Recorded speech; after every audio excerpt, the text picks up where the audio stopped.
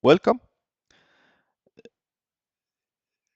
In the previous video, we have derived a mathematical model. In this video, we will basically see how to solve this model analytically, which is a review. We did this before in the previous module, like in differential equation. For example, we've learned how to solve ordinary differential equation. But the new part is that we will learn how to solve it numerically. Okay, so that would be the new part. Okay, so we have seen something like this analytical solution of an ordinary differential equation. We have a differential equation. Why this is a differential equation? We have the function v and its derivative. So if you have a function and its derivative, that's a definition of a differential equation. And we initial to solve this initial, like, remember, like, to solve this we usually integrate. Yes, as we do this by integration, like we integrate both sides. That's how we solve these differential equation. And then when you integrate this, there will be the integration constant, and for this integration constant you need like an initial or boundary condition to figure out this integration constant. So here we will integrate, we will separate the term, so we have a v, dv and dt.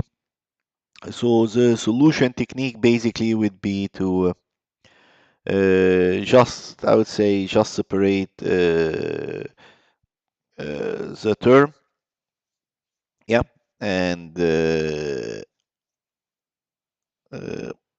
we just like separate the term, like put the t, for example, on this side and bring the v, or like this term here on this side. That would be so let's just arrange it first. So I will make this is d. Let me do it a little bit space here, like dv and equal 1 over 3 negative kvm. This is a constant, yeah, equal to dt. Yeah. So we have this equation, and like to solve this equation, remember like how to solve, this is t here, dt. Remember, like you just integrate, you integrate here and you integrate here, and we have uh, done these types of integration before, yeah. Uh,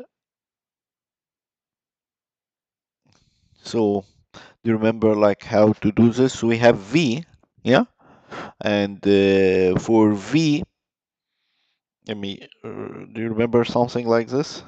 The integration of over its function, yeah, is equal to 1, sorry, len the f of x. You remember something like this, len f of x plus a constant. Do you remember this thing here? Yeah. So we can say that my function here is let's be my function f of, it's not f of uh, my function f of v, that is equal to what?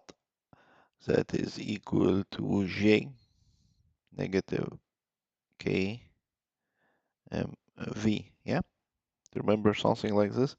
Then the, so if I integrated this with respect to v, then I got like negative km, because this is a 0 and this would be 1. Yeah. So which means that I will like to integrate this. uh, I can just make a trick, yeah. So I can make a trick. So I can say like integration of negative 1 over km, so that's negative m over k, yeah, is equal to, this is just a trick, yeah, uh, negative km, yeah, do you agree? Because the negative can go cancel with the negative, the m will cancel with the m. This is just a trick, yeah. So I make a trick here, yeah. This is km, and that would be my function is negative gkvm. So now I have this form. This is my f prime of v, and this is my f of v. So that would have this form of integration, yeah. So if you remember, we did this in the previous video already, or so that is dv is equal to this with respect to dt. So the integration of this guy would be negative m over k len g negative k over mv, yeah, plus the integration of this guy is t, sorry, is equal to t plus constant, yeah. So that is basically how you integrate this. But remember when we did this, like you did this in your homework, in your previous homework, we also like to you did this in the previous homework, like we take like the exponent of both sides. So if we took the exponent of both sides, what we can do, uh, let me just like we can arrange some terms here. So let me just arrange before we take the exponent. Let me just arrange. So this is modulus of km over v. That is equal to negative km over t plus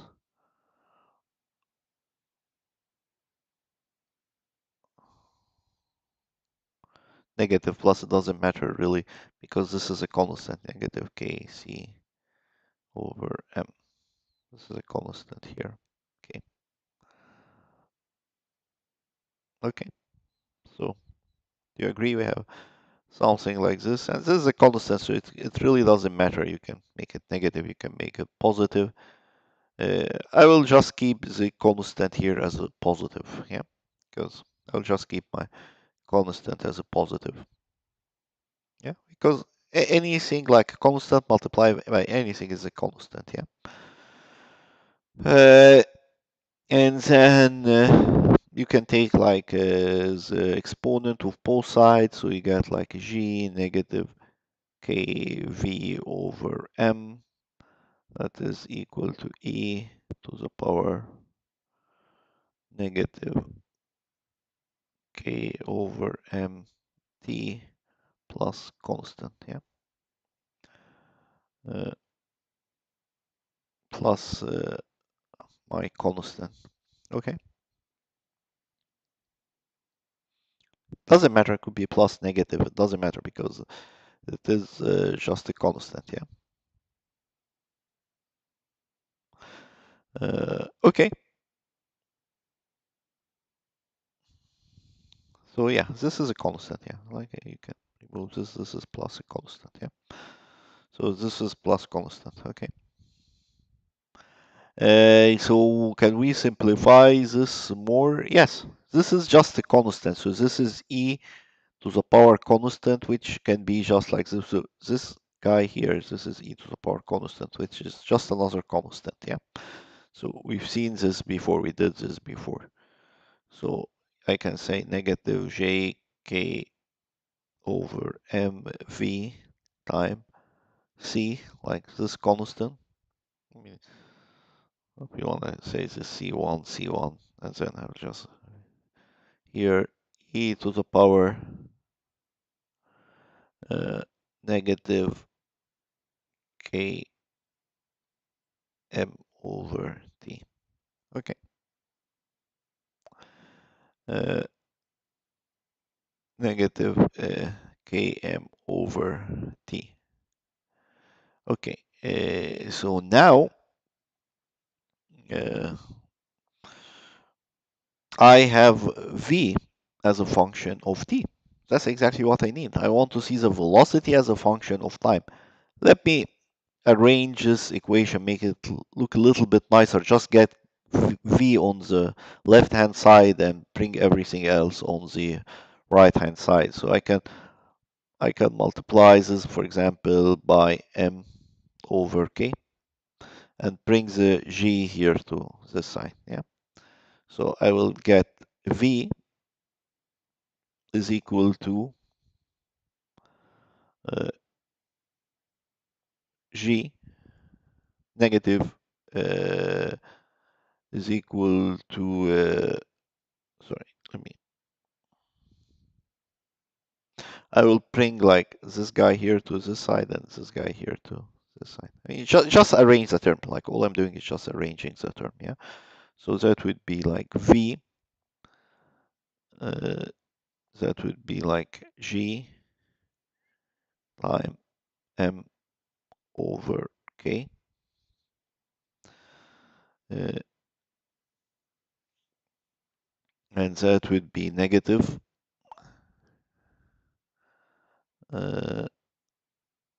c m over k e to the power negative k m over t. Yeah, I'm just like arranging the term basically. Oops. Okay, so we arrange the term, and after you arrange the term, we are doing in timing. I hope this timing will. Oh, okay, we are good in timing. So after we arrange the term, we can use our initial condition. So our initial condition at t is equal to 0, like v at t is equal to 0, that's equal to 0. Yeah. So I can just substitute 0 here. So if you substituted this, like v is equal to 0 is equal to gm over k negative uh, m over k c e to the power, like that would be like 0 here, yeah. So in that case, like this is equal to 1, this will go away with this guy. So in that case, I get like c is equal to g, basically, yeah.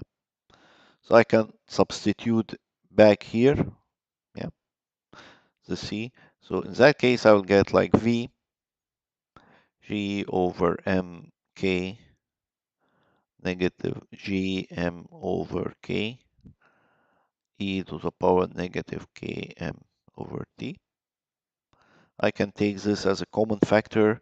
So here v is equal to g m over k 1 negative e negative k m over t. So now I was able to find actually an analytical solution, which is a function of, so velocity is a function of my mass, acceleration, mass. So function of mass, acceleration due to gravity, my drag coefficient, and here mass and time. Yeah.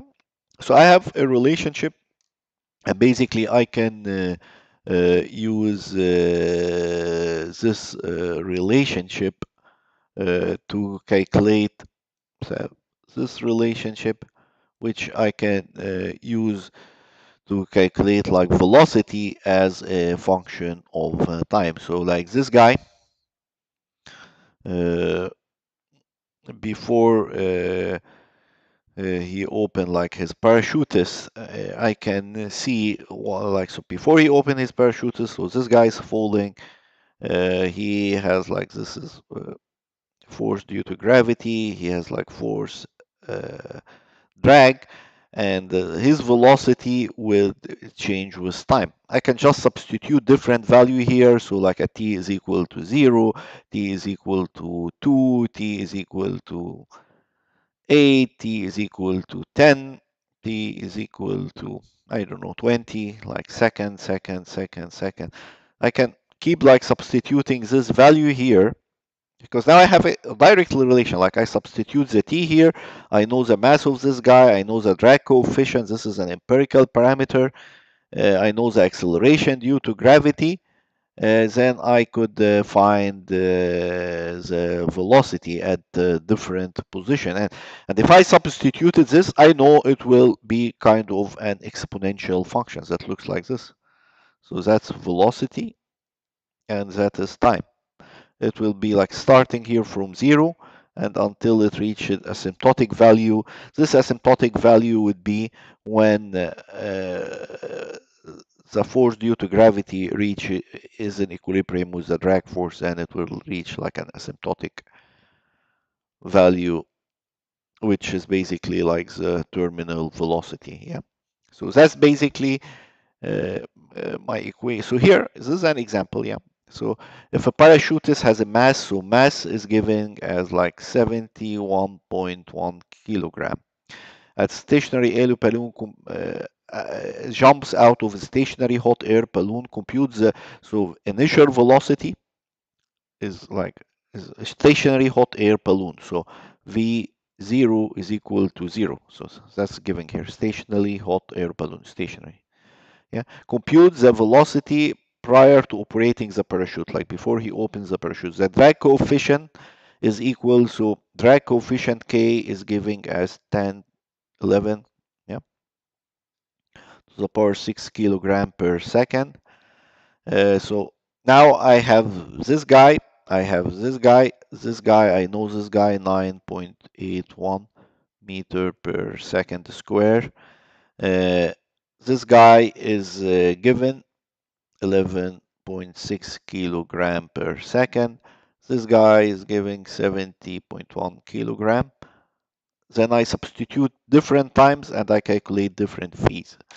So if you did this calculation, you will get something that looks like this, yeah?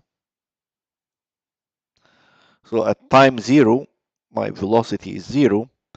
At 2 seconds, I get very high velocity. So you see here, now in 2 seconds, you just go from 0 velocity to 11 meter per second. So 11 meter per second, that's a very high velocity. So I computed this already. Like what is 11 meter per second? So 11, sorry, what's 16.7 meter per second? So 16.7 meter per second. Let me see, I computed this already. That is about 37 mile per hour. So in 2 seconds, like your velocity from 0 to 37 mile per hour, and then it keep increasing in it keep increasing like so. Here you see it's the exponential effect. Like in 2 seconds you just gain like 20 of them, but about 20 of them, like in 10 seconds you gain about, you see it's like exponential increase, it's not linear. So you have, and then until like you reach this, here you approach like the terminal velocity. The terminal velocity, that is when the force, the drag force is equal to the gravitational force. That's like the terminal velocity. It's a very high velocity. So that is 59.28 meter per second. That is about 130 mile per hour. So it's a very high velocity, which would mean that what could we learn from this? We learn from this that if you are doing jumping from parachutes, you need to get a lot of training because your speed will your velocity will jump to about 40 meter per second in just 40 mile per hour in just a couple of seconds. So you need to have some air learn some aerodynamic tricks so that like you reduce this speed. You don't make like this sharp increase, so you don't fall like this. Maybe you fall like vertically instead of falling like this horizontally. Some aerodynamic tricks, yeah, so that you reduce this sudden increase in pressure from 0 to 40 mile per hour. But then also with respect to the design of the parachutist, you need to designs this parachutist to be able to accommodate for this high velocity, which is about 130 mile per hour. So that should have this implication when you design your parachutist before it opens. So because you need to slow down from about 130 mile per hour, so the parachutists need to have like a higher drag coefficient to be able to accommodate, because you cannot reach the ground with this velocity of 130 mile per hour. You need to reduce this maybe to 10 mile per hour or something before you hit the ground. So you need to have like when you open your parachutist, it should have like a drag coefficient that will be able to reduce the velocity from this one to this one before you hit the ground. So basically that would be like the engineering implication of this model. So this model will show you like giving different mass, you will know the speed, the initial speed, the final speed, and the speed in between, so that you can divide safety guidance on how to operate this parachutist, and you divide also provide some information about the design of the parachutist and its drag coefficient. Okay, so there's nothing new here. I mean, I didn't show you anything new, just what we learned before. We learned how to make this differential equation and solve them. So what is new here? Okay, so the new part here is the numerical solution. This equation, we are able to solve it analytically using what we know as the rule of calculus. But other equation, like the ones that I showed you before, like this one, for example, like change in temperature with time is equal to alpha, for example, dt over dx. If this is heterogeneous, then this has no analytical solution. Like we cannot do this integrations that we did here. We cannot do this calculus that we did here. So we have to solve it numerically. So let me show you like how to solve this guy numerically. Yeah. So we have this guy here. That is our mathematical model. Yeah. So that's our mathematical model, this derivative and this function. So this is like our mathematical model is the first order ordinary differential equation. It's the first order ordinary differential equation.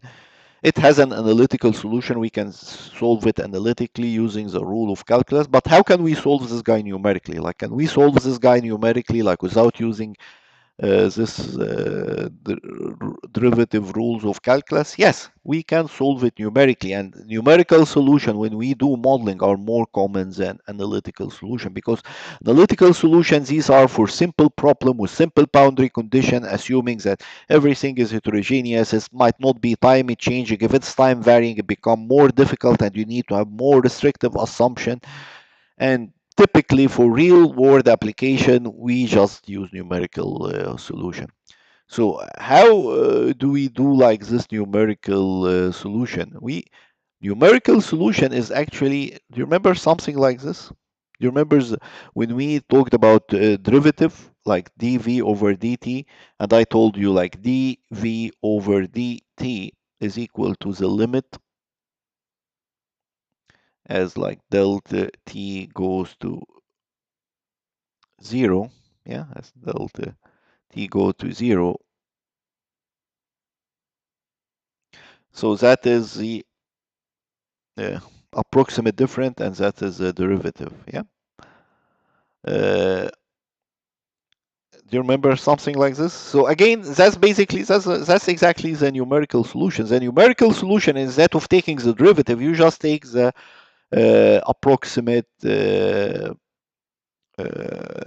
difference. Yeah, because remember, like that's the definition of the derivative as like as the slope, like as delta t approaches 0, then you get like the exact slope. But if you just take the approximate difference or the approximate slope, you can just do like between 2 points. So basically that's the numerical solution. So to solve this guy numerically, what I will do, I will just replace like this dv with this approximate difference. So I will say like not dv, like delta v over delta t is approximately equal to, or sorry, let me just do it.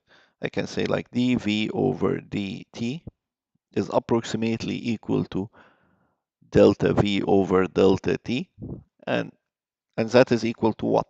Like delta v here. The velocity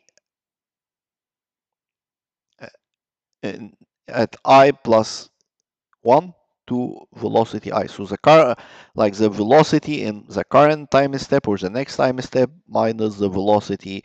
So velocity, that is v t I plus 1, yeah,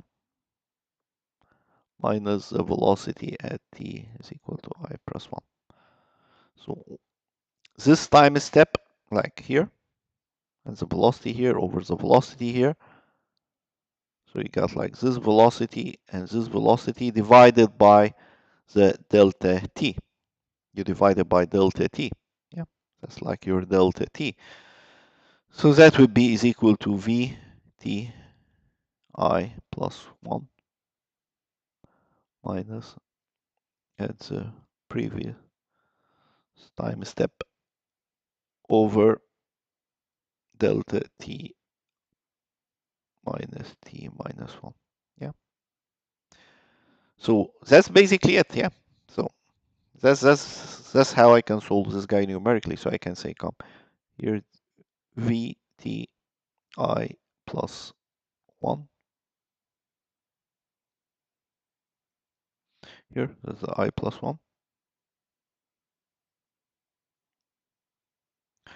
Negative v t I divided by t I plus 1 negative ti. That is equal to j negative km over v. Yeah, basically something like this. Yeah, you agree? Hmm? Yeah. Okay, and this is what would be this v. So here, like, what would be this v? Would it be?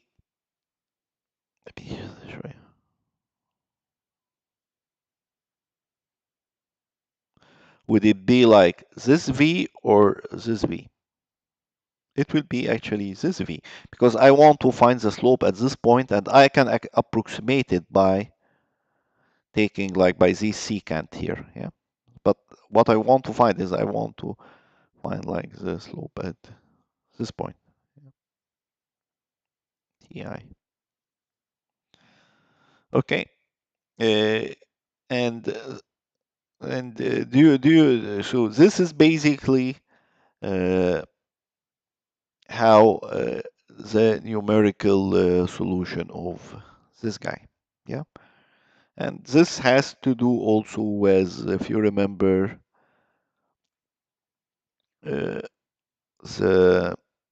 Taylor series, because remember Taylor series tells you that you can approximate the function by its derivative. That's exactly what we did.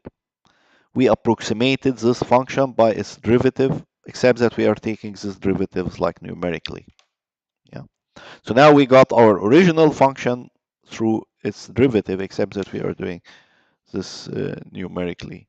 Okay, so here, let me just, this is what I did previously. I'm just writing it down here nicely, just to explain what this is. Okay, so this is this guy here. That's like dv over dt.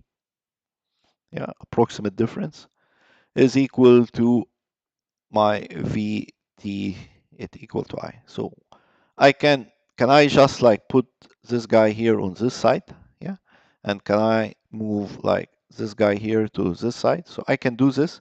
So basically, what does this tell? What is this telling me? This is telling me that my new value, like the new values that I want to find here, that is equal to my old value. That's the place where I'm finding the slope time plus, so this old value plus what? Plus the slope. That's basically what it is, like this value plus the slope times the time step.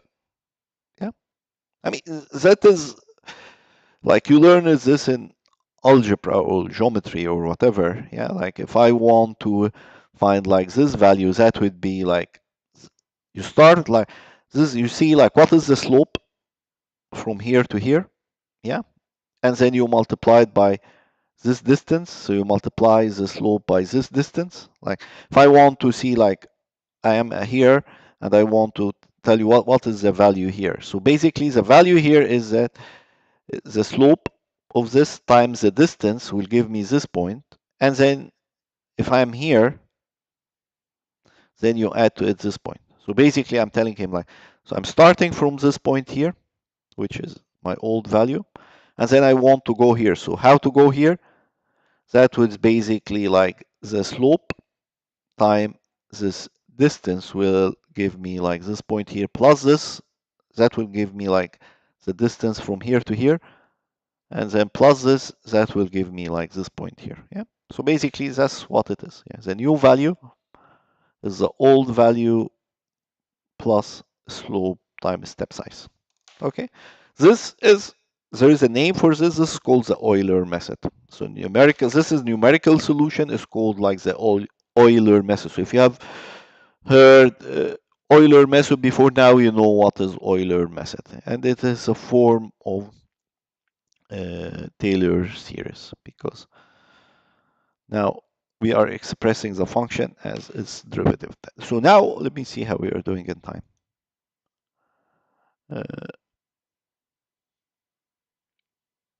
You're doing good in time. So here, let's do like an example. Okay, so if we want to do an example, which is basically like the same example, like a parachute has a mass of this, so mass is given as 70.1 kilogram, and hot air balloon, the drag coefficient, so K is given 0.6 kilogram per second, G is given 9.81 meter per second square. Initial condition is given like V0 is equal to, this is like my initial condition here is given, and I'm telling you find Vt, V as a function of time. Yeah, similar to what we did with the analytical solution. I want to find V as a function of time, and here T, and then I would expect to get something that looks like this. Similar, I mean, it's the same problem, but this time we are not solving it analytically with calculus, we are solving it numerically. Okay, so what would be the solution? So the solution would be V T I plus 1 is equal V T I plus G negative K M V T I. So this is the equation which we had before. This is my time step, which is T I plus 1 minus T I. Yeah. So can we do this? So yeah, we can do this. So let's start here by I equal to 1. I equal to 1. Okay, so I equal to 1. Uh, so what would be I equal to 1, like my first time step? So here you need to define like your time step.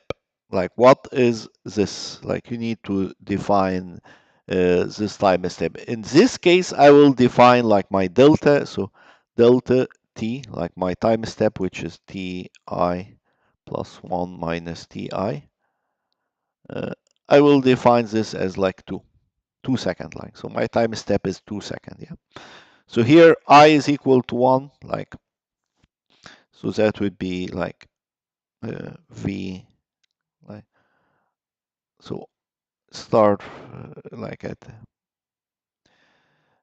v is equal like at 2 second. So I, so I 1, that's, so that's like at v is equal to 2 seconds. That's equal to v, the initial value, or like the previous value. The previous value is 0 because that's my initial condition. The previous value is 0 plus 9.81 negative k, that's 11.6 over 70.0 time ti, v at ti.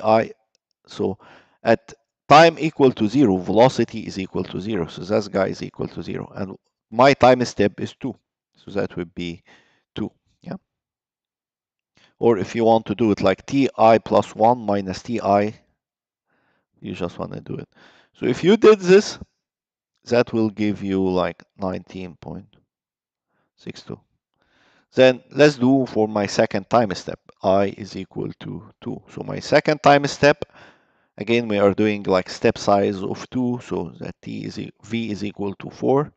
That would be, what is my previous value here? Like, what is my vti plus 1? So my previous value is this guy. Yeah. So that would be 16.92 plus 9.81 negative 10 over.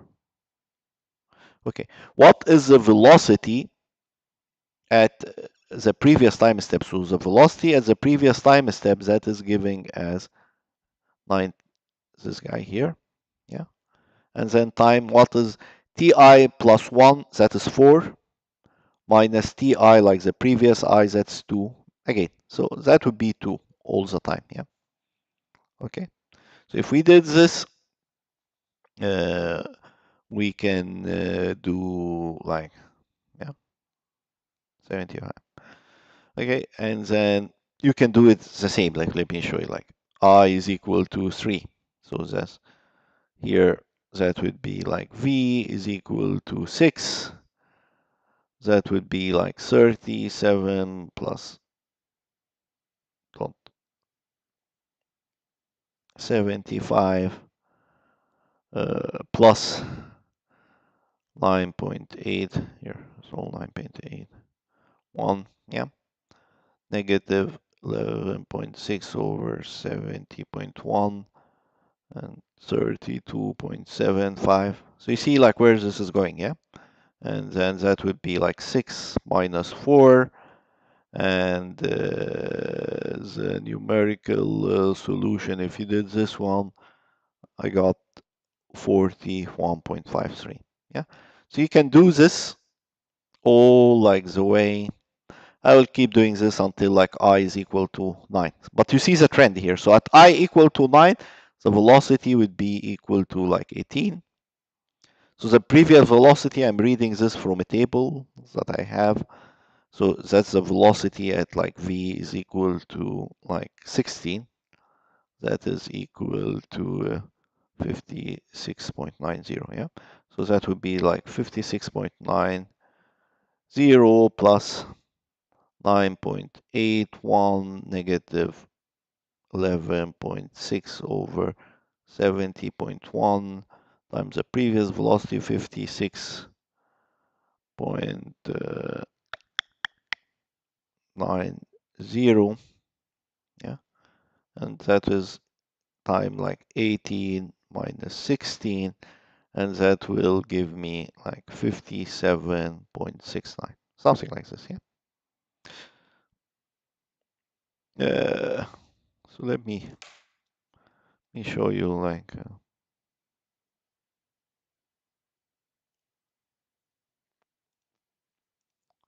get rid of this guy now.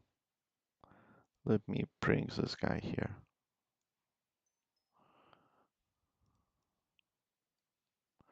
Get rid of this guy. Let me bring this guy here because I want to show you like this table here. Yeah, here we go. Okay, so basically that is a numerical. So this is the analytical solution, which is an exact solution because here we are finding the exact. We are doing exact calculus and finding the exact slope versus this is the numerical solution. So at this is my initial condition here at the time step of 2. If I substituted in my analytical solution, the exact solution is this guy.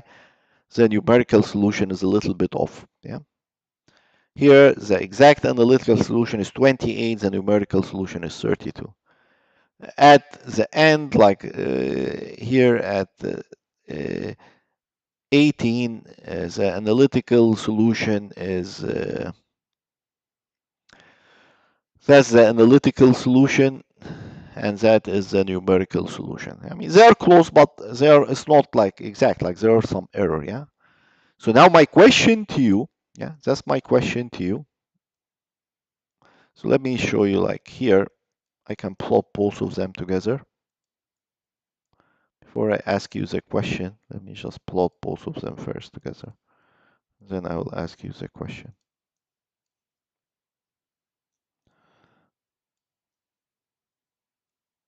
So here, I plotted both of them together, yeah? So this is a numerical, this is the exact analytical solution, which I just showed you earlier. And this is the approximate the numerical solution at different points. So like here, here, here, here, here, here. And this is terminal velocity. So you see, the solution at the beginning, they are similar, start to divert a little bit here, start to become like much larger here, like the difference. So the error here is like small. Here you have some error. Yeah. Here you have some error. Here you have like the error is a little bit bigger. Here the error is a little bit bigger. Here I have a big error, and then towards the end, like the error is becoming small. So this is my exact like this is my exact analytical solution, and this is the approximate numerical solution. So now my question to you, if I want to improve this numerical solution, what should I do? So of course, like if you remember like Taylor series expansion, you will tell me take like instead of taking like one Taylor series, you do two of them. That's one solution. Yes, like we take more Taylor series term. But other than taking these Taylor series, more Taylor series term, if just with what we have with this solution here, how could I improve this numerical solution? Remember, the numerical solution, I'm just taking this approximate slope. This is not the true slope. The true slope is this one, and this is just an approximate slope. So do you remember how, if you remember the very first lesson in Introduction to Calculus, I told you how can you make this slope, the approximate slope equal to the true slope? You just reduce this step size. So if I put like this point here, for example, and now I take the slope, see, the slope of this guy, now it is like very close to this guy, just because I like I took a, I make like smaller step size. So this is like delta t, that would be my new delta t. Yeah, smaller step size. If I decrease the step size further, see the slope will approach the true slope further. So basically that's one way, easy way to improve your accuracy of your numerical solution. Just reduce the step size. Like take the slope here for smaller step size, the slope will be more accurate, and then your numerical solution will approximate, will approach the analytical solution. So my step size here, like for the previous solution, my step size was 2. Let me do this with a step size of 0.2. Yeah. So that's like much smaller, like step size. And let's see if we did this, can we get rid of these guys here? If we did this, oops. So let me just show you here. This is basically what I want to show you here. I just draw it. Okay, here we go. So you see here with a smaller step size, like see with a smaller step size, you see how the slope of this guy is approaching the slope of this guy, just because I'm with a smaller step size, versus with a larger step size, see the slope of this guy is different than the slope of this guy. Yeah. But with a smaller step size, you can achieve this. So here, let me show you this solution here. So here I solved the same problem, except that the step size is, instead of like 2, is 0.2. Yeah. And then, of course, your number of iteration, like previously, your number of iteration with a step size, like with delta t, was equal to 2. Like the number of iteration was like, what did we reach? Like 18 of them. Yeah, the number, no, 9 of them. The number of iteration was 9 of them uh, to reach like 18 second. Yeah. Here, to reach 18 second, I need like 90 iteration, because now like my step size is only 0.2. Yeah. But if we did this and you just plot it with Excel or whatever, so I have like all the Excel sheets for this. I will be provided it with this videos. You can play with them, decrease this number or increase it or whatever. But now you see the approximate numerical solution is exactly approaching. So like the error here decreased significantly, and these two become together. But here this is like more tedious, because here if I want to approach the numerical solution, I have to increase step size. Versus if I have an analytical solution, if I told you what is this value here, what is the velocity here, what's the velocity here, what's the velocity here, you just substitute and you get the velocity here. But with the numerical solution, you have to go through this tedious process. And that's why analytical solutions are much easier to use. But unfortunately, not all problems have analytical solution, and that's why we need to use this numerical solution. But analytical solution, I just have an equation. Yeah, I don't need to do this iteratively as here. I just have an equation, which is here. That's the analytical solution. I just have an equation. I substitute any time, and I get the exact velocity at that time. Very simple, yeah? But here, I need to do like this iterative process in order to find like my value at a different time. Okay, so just to sum up, let's get rid of this. So let me just summarize what we did, yeah? Because like the important of these things is not to learn about this parachutist or this like simple engineering model. The idea of this lesson, like lesson 1, like this introduction, is to learn basic concepts. So here is the basic concept. Modeling, you start by a mathematical model, like physics-based modeling, which is like the physics law. Yeah. So you know, like the physics law that govern your system. So in that case, the physics law would be based on the conservation of momentum, which is Newton's law. Yeah, that would be the physics law. If it is something that has to do with the flow, your physics law would be something that has to do with the conservation of mass, like Darcy law, for example. Yeah. Now, from this physics law, you describe like the equation that describe your system. Usually, it will have a form of differential equation or system of linear equation or whatever. Yeah. but it could have like this form of differential equation. So that would be from physics law, you find like the governing equation, ordinary differential equation, partial differential equation, system of linear or non-linear equation, as we will learn in like the next module. Now you have, this is your mathematical model. So this guy, that's called like the mathematical model. So this is the governing equation. Yeah, and this is the mathematical model. A mathematical model, it could have an analytical and exact solution at any point. So if at any point, if I want to find v at t is equal to 200, you just substitute t here is equal to 200 and you solve it. And then I have an approximate solution based on discretization. So basically I do, like in that case, I do time discretization. If your system is changing in time and space, and you do time and space discretization, and then it become more and more difficult and more, not difficult, more tedious, yeah, and more computationally expensive, yeah. And then you have to solve it iteratively. So you start from your initial condition, that is like v0 is equal to 0, and you keep iteratively going like I1, I1, I2 until like you go to, for example, like here, if my time step, let's say, is like 1 second, then I go to I200 in order to evaluate velocity at 200, yeah.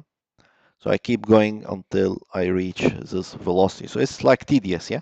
So that is the basic concept that I want to show you here, like the numerical solution. And then if I plotted the analytical solution, the exact solution, my numerical solution might not be the same. It could be like different. If I want my numerical solution to be exact as my analytical solution, I increase my discretization, for example, so I can make my delta t is equal to 0.1. Yeah. And then like I go from I1, but in that case, I'm not going to go to I200. I will go to I like 2000. Yeah. Because I have very small discretization. And then like my approximate solution, it could approach like this guy here. Okay. So that's all for this part. This is like your homework problem. So your homework problem, is it the same problem? Oh, I think I need to change some. I mean, don't do this. So like your homework problem, it will not be this. I will not give you the same problem because I want you to solve it. No, actually, it is not the same problem because I'm telling you compute the velocity at 10 seconds with a step size of 1 second. So I'm telling you complete the velocity. So here I'm telling you complete the velocity at 18 seconds. In this problem, I'm telling you complete the velocity t equal to 10 at t equal to 10, and I'm giving you like the step size is equal to 1. Like the step size here is 0.2.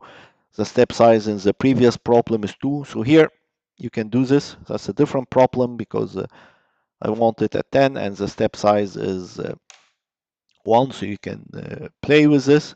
And then this is just to test your understanding, like this conceptual understanding. Yeah. When are numerical solutions typically necessary in physics-based modeling? When the problem is when numerical solutions are necessary in physics-based modeling. When problem is simple and can be solved analytically. Yeah, no. That means that you don't understand anything. Yeah. When the system is described by complex equations that cannot be solved analytically. Yes, that's when we use numerical solution. When experiment data is unavailable. Again, shows that you don't know what's this. When the model is purely conceptual and not intended for quantitative prediction. Again, wrong. So that's basically would be the right answer. Okay.